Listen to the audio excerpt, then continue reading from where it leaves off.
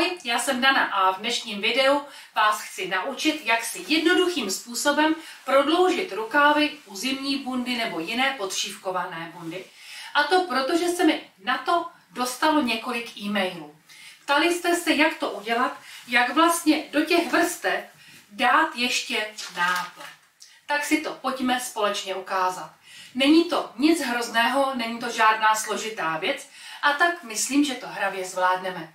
Já jsem bohužel na prodloužení rukávů našla jen černou bundu, tak do ní dám alespoň červený náplet, aby se vám do toho lépe koukalo. Takže není co řešit a jdeme na to. Jako první bude třeba připravit si ty nápletové konce. Mně stačí rukávy opravdu prodloužit o tu polovinu výšky nápletu, takového toho přířezu, který znáte z galanterie. Takže si naměřím, kolik mě to bude pohodlné. Není vůbec rozumné udělat to tak, že to máte upnutý. Takže žádný takový, že to jako našponujete, aby to bylo úplně k ruce. Není to mikinka. Je třeba, aby ten rukávek byl pohodlný, protože celá ta bunda je vlastně objemná, tak aby když se v tom pohnu, tak abych měla pohodlí. Takže opravdu klidně i s malou vůlí, aby když si zvednete ruku v tramvaji nebo něco, tak aby se vám to mohlo pohybovat. Takže já bych chtěla asi takhle velké. Takže si to naznačím křídou na té hraně. Vezmu si nůžky a s přídavkem si to odstřihnu po žebru. To znamená, že si vyberu ten proužek toho žebírka a stříhnu. Tak.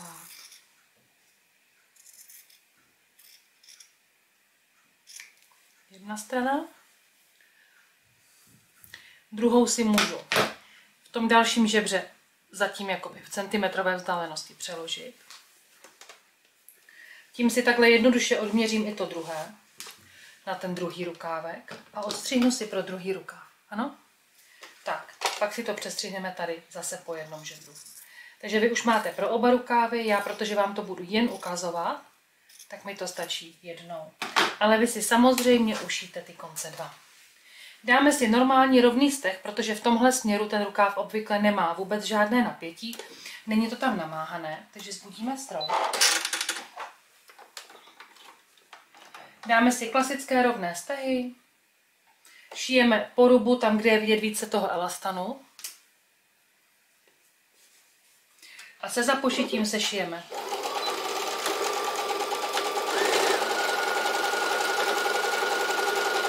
Já jsem nechala černý nitě. Správně bych měla dát červený, vy to víte.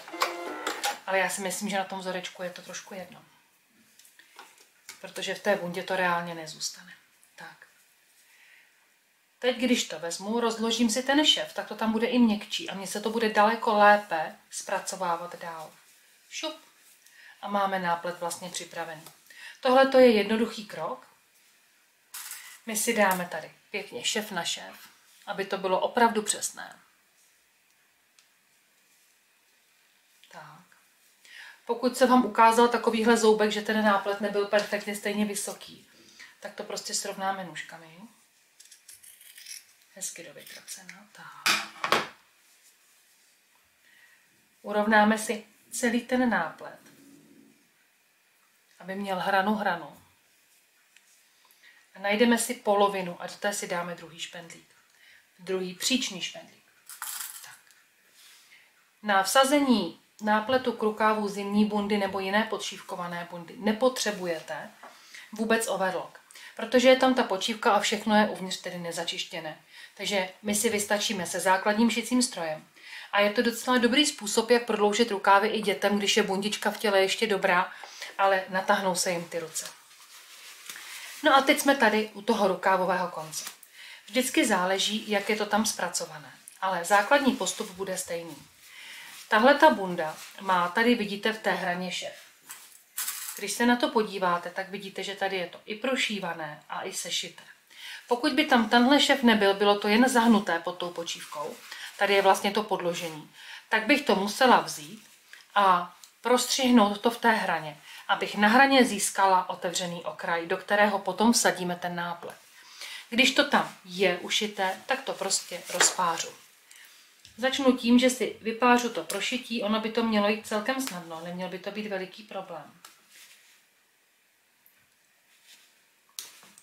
Když tam to šití je, tak je to pro nás jednodušší v tom, že nám ten rukávek zůstane ještě o malinko delší, protože na ten šev nám tam zbyde.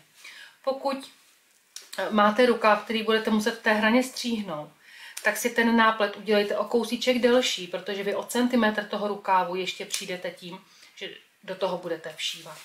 Vlastně část toho rukávku, ten centimetr, zpracujete na švovou záložku. Takže tímhle způsobem vypářeme pro šití. Potom tam takhle opatrně do švu píchneme nejprve jenom špičku a řízneme si jeden stek, strčíme kuličku a velmi, velmi opatrně a pomalu budeme párat, aby se nám otevřel celý ten rukáv.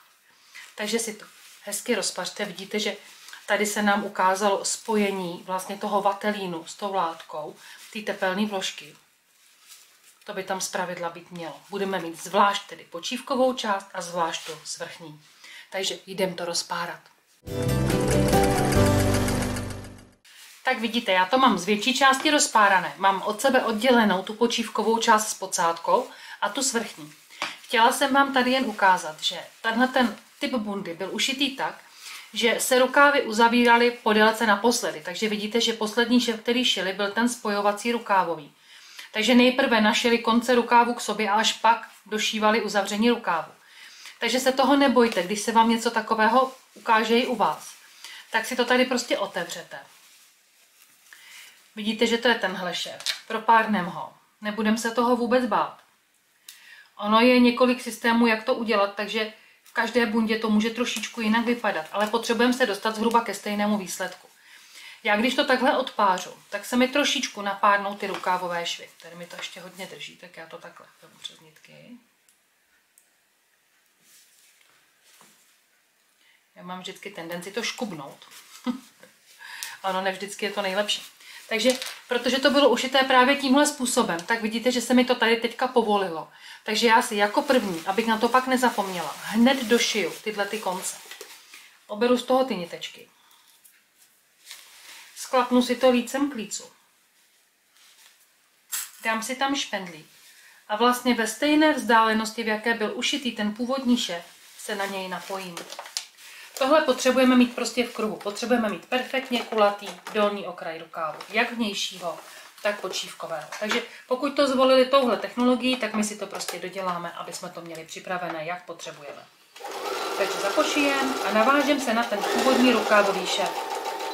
Znovu zapošijeme. Jo, takže tady to máme dokončené. To stejné se nám tady děje u té počívky. Tady se to může tvářit, jako kdyby ten horní kraj byl zahrnutý, nebo ten v podstatě je to dolní rukávový. Tak ho narovnám. Vidíte, že tady mě to bude trošičku trápit, ale trefíme se tam. Pokud by se vám to tady zlobilo a nechtělo vás to tam takhle pustit, tak to udělejte takhle. Já vám to možná ukážu, to bude jednodušší. Takhle to dáme. Srovnáme si to jakoby z lícu. Z lícové strany toho podložení rukávu, té podsádky. Píchneme tam špendlík. A vezmeme to takhle, jako kdybychom to prošili. Tam to ničemu nevadí, nemá to vliv na zpracování nebo na kvalitu zpracování toho rukávu. A pokud je to tam vevnitř nedostupné, nedostanu se do toho švu bezpečně, tak než abych to tam měla nějaký pomuchlaný, ošklivý, tak je určitě rozumnější udělat to takhle. Já mám dneska den, že mě všechno padá z rukou, tak koukám, že i špendlíky tu lítají. Tak, ustřihneme.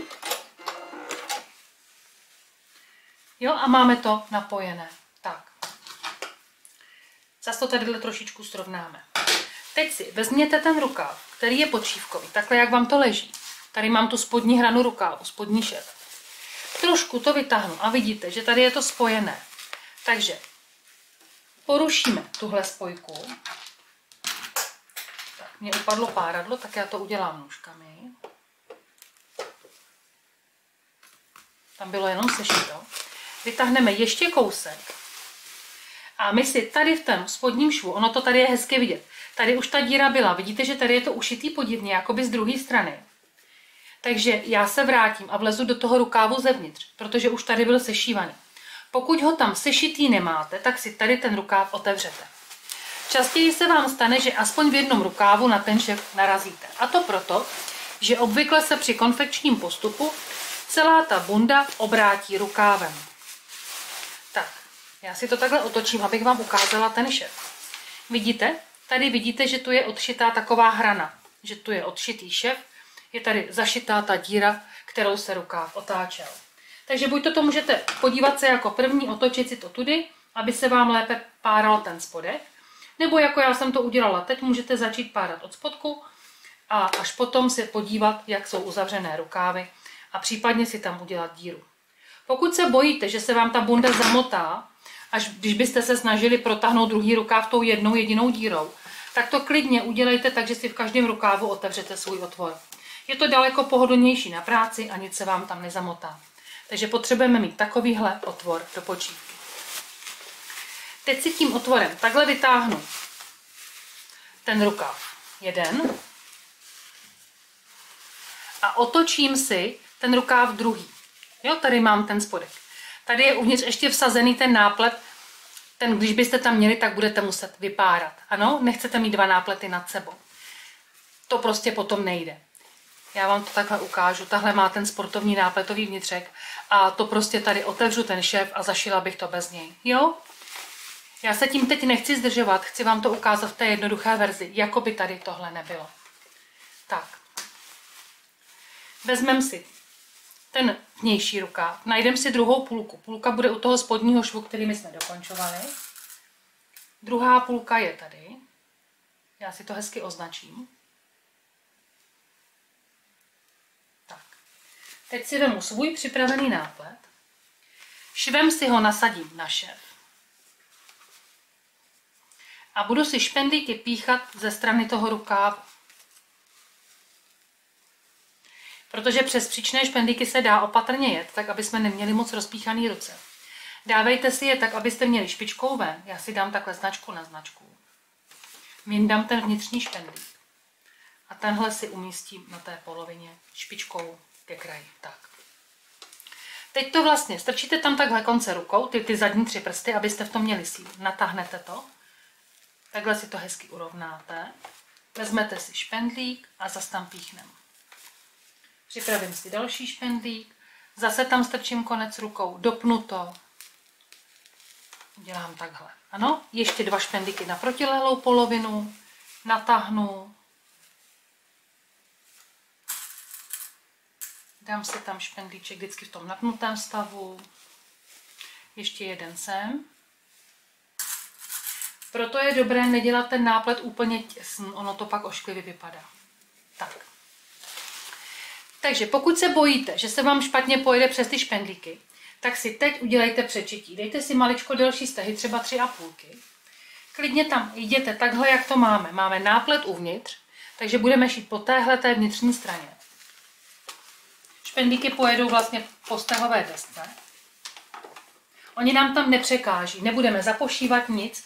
Uděláme si za šířku patky takové pomocné předšití. Jednou to prostě objedeme. Nezapomeňte si, že je třeba to napínat, takže já si to chytím tady vzadu, druhou rukou, napnu, ale nechám to tak, aby stroj mohl podávat. Nepřetahuju se s ním, jenom narovnám ten nápad, jenom to dopnu, aby kraje byly stejně dlouhé. Pootočím, zase si přehmátnu. Ono to není úplně pohodlná práce, ale není to žádný horor. Vidíte tam? Tak. Zase to otočím. Podržím si to vzadu. A na poslední otáčku a budeme tam. To přečití nám zjednoduší možnost kontroly. Odstřihneme. Vyndáme všechny ty špendlíky, které jsme tam dali, protože nechat si ho v počívkovaný bundě znamená mít pak starosti. Takže vždycky, než to uzavřete, si několikrát zkontrolujte, že jste tam fakt nic nenechali. Takže takhle už to máme jako měkký, už tam nejsou. A teď se můžeme podívat, jak nám tady vyšla návaznost toho švu. Jo, takže já to tu mám v pořádku. Pokud by to nebylo, teď to ještě můžete opravit. To je to, co bude vidět zvenku. Tak, teď je důležité si ten rukáv otočit. Tenhle zbytek toho vnějšího rukávu otočíme. Počkejte, já se nechci zamotat. Takže ono teď to bude tak, že tohle to je náš spodní šev. Já to malinko posunu do záběru. Tak, vidíte, že tenhle mám pořád takhle rubem. Tady mám ten spodní šev. Tady je to, co jsme došívali. Takže já si chytím tenhle spodní šev. Podívám se, aby to nebylo nikde uvnitř přetočený. To je strašně důležité. Jak jsme tím teď otáčeli. Pořád si to rovnejte, kontrolujte, že dáváme stejné švy na sebe. Tak, tady. A tady. Tak. Vezmu si tenhle ten konec a otočím si ho, ten šev, proti tomu švu, který byl proti. Nacpu tam takhle dovnitř ten náplet. A dám to jakoby lícem k lícu. Vidíte? Jo, musí to být lícem k lícu. Ono to bude vypadat, že to nedává smysl. Nelekněte se toho. Dám si šev na šev. Takhle si to otočím. Přišpendlím si to už normálně, tak, abych šila potom kousíček za tím švem, který jsme si udělali pomocný. A natáhnu ten náplet a nacpu tam ten vnitřek. Nacpu tam tu podsádku nebo ten konec vnitřního rukávu. Tohle se nedělá moc hezky, ani se to moc hezky nešije.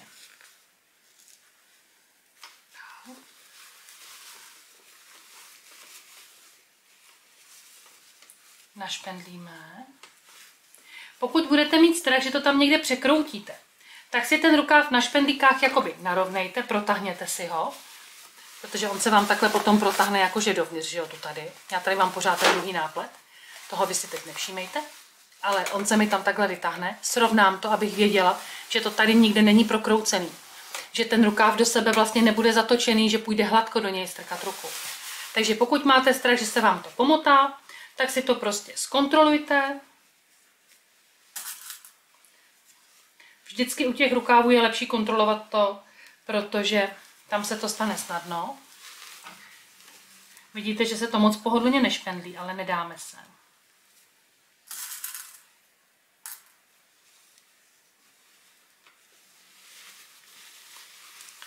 Tak, ještě jeden špendlíček a vypadá to, že budeme přesně.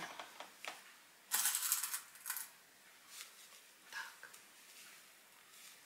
Jo, takhle to tam máme. Teď vidíte, že to není úplně hezky přístupný. Když tak si to trošku popotáhněte v těch švech, ať tam můžete. Vezměte to. Hlídejte si hlavně tu spodní vrstvu. Pokud se bojíte, tak si to prostě přistahujte, zkontrolujte a je to. Jo?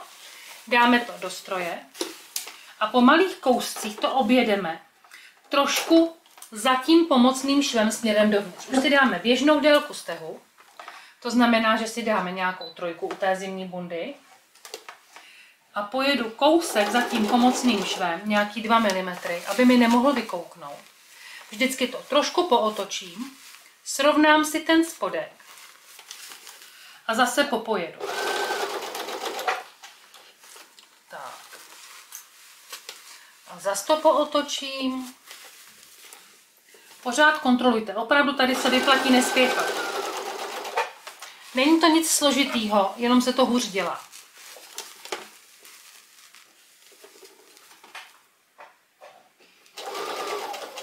Takhle můžete prodloužit nejen rukávy u zimní bundy, ale i u bundy s podšívkou, protože pokud máte delší ruce a koupíte si konfekční bundu, tak je to váš věčný problém, stejně tak, jako to mám já. Nebo moje dcera, moje rodina. My, jak jsme všichni vysocí, tak prostě na tohle narážíme pořád, takže u nás tenhle ten trik vlastně uplatňuji od té doby, co byly děti malí. Pokud jsem nešila bundičku celou, tak jsem vlastně vždycky nakonec rukávy prodloužila. A někdy i proto, že třeba s někomu rostou rychleji ruce v určitém období. Takže když je bunda jinak dobrá, proč se jí tedy vzdávat? Tak, já to mám dokola, takže si zapošiju.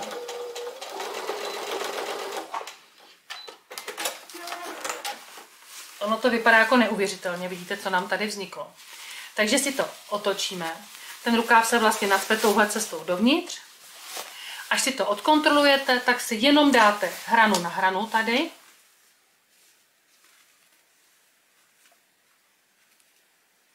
Pak to jenom takhle srovnáme.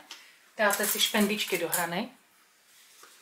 A zase zpátky uzavřete ten otvor takhle zvenku. Nic se tím netrapte, bude to uvnitř rukávu, nevadí to. Jo? Takže tohle to je běžné, takhle to uzavřeme. No a my máme vlastně hotovo. Tak vidíte, nic to nebylo. Rukáv máme jednoduše a čistě prodloužený. Vypadá to, jako by to tak bylo originál. A hlavně, když tam strčíte ruku, tak není nikde překroucený. Jde to snadno obléknout. A o to nám šlo.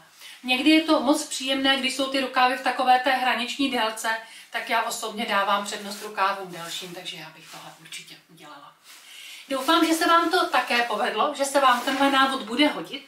A pokud ano, tak mi to napište do komentářů. Nezapomeňte se podívat, co pro vás mám nového na našem portálu a brzy u dalších videí. Nashledanou. Ahoj!